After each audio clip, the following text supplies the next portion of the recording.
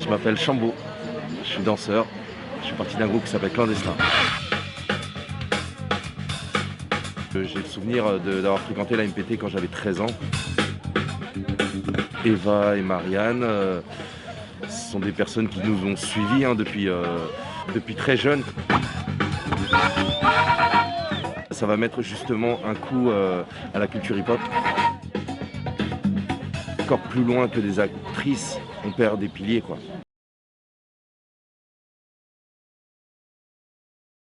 J'ai appris au mois de janvier, au retour de mes congés de Noël, de manière très violente et choquante, la suppression de 2 postes. Donc ma collègue Eva en poste de secrétaire accueil et mon poste de coordination jeunesse. Moi c'est Eva Ita, donc salariée ou plutôt ex-salariée de la Maison pour tous de Pénard-Créache. Ça fait plus de 10 ans que j'étais dans la structure en tant que secrétaire. Je suis une jeune du quartier, j'ai grandi là. Depuis 38 ans, je coordonne une équipe d'animateurs jeunesse qui ont pour mission de travailler dans le cadre du champ de la prévention de la délinquance. Non au licenciement! Non au licenciement! J'ai rencontré donc d'abord Eva. Donc le premier contact c'était super, elle était adorable, ça donnait vraiment envie de venir à la MPT.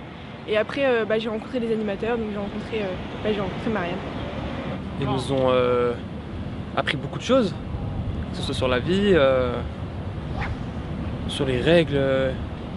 Ils nous ont aidés à grandir, on va dire. Quand je me suis inscrite, je rentrais en 3e, j'avais un peu de mal avec les cours. Du coup, je sais que quand je venais et que j'expliquais, Marianne m'a tout de suite dit qu'elle pouvait me faire des cours de maths. Du coup, on a fait des cours ensemble. C'était super. On avait vraiment un soutien en fait. Le fait qu'il y ait les licenciements pour Marianne et Eva vont fragiliser la structure et la fragilisent déjà. Au niveau des projets, tout ça, forcément, les objectifs de la structure vont être vus à la baisse. Toute la stratégie du poste de Marianne, c'était aussi de nous répartir nos tâches, de nous guider, quand on se retrouve en difficulté, nous aider à trouver des solutions aussi. C'était un partenaire qui me permettait en fait de trouver des intervenants pour pouvoir avoir des actions de transmission. C'est des éléments que je peux faire avec Marianne parce que j'ai confiance en elle, parce que je sais qu'elle est sur la même longueur d'onde que moi.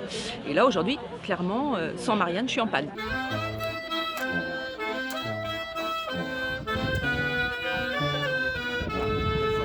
Donc le syndicat a nommé Marianne comme responsable de section syndicale et la Maison pour tous a quand même eu le culot d'attaquer le syndicat pour manœuvre frauduleuse.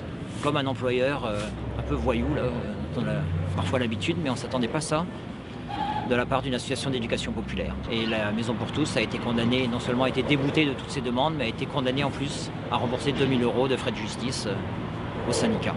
Les subventions perçues par la Maison pour tous, dont celle de la ville de Brest, qui est le principal financeur, c'est de l'argent public, attribué pour un projet bien précis, en l'occurrence la jeunesse et le lien social. Pour cette raison, il me semble essentiel que vous puissiez, Monsieur le maire, jouer un rôle de médiateur auprès de la Maison pour tous.